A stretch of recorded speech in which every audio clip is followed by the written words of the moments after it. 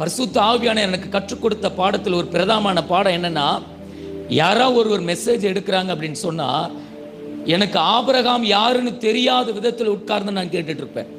ஏன்னா அவர்கள் மூலம் எனக்கு தேவனுடைய வார்த்தை வரும்.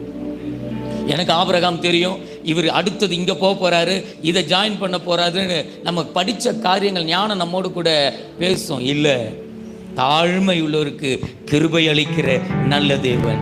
கரங்களை தட்டி உற்சாகம் ஒரு ஆமென் சொல்லலாமா? அல்லேலூயா.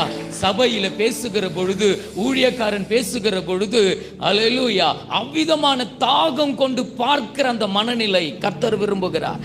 யாராலுமே இந்த பங்கை பிரித்து விட முடியாது.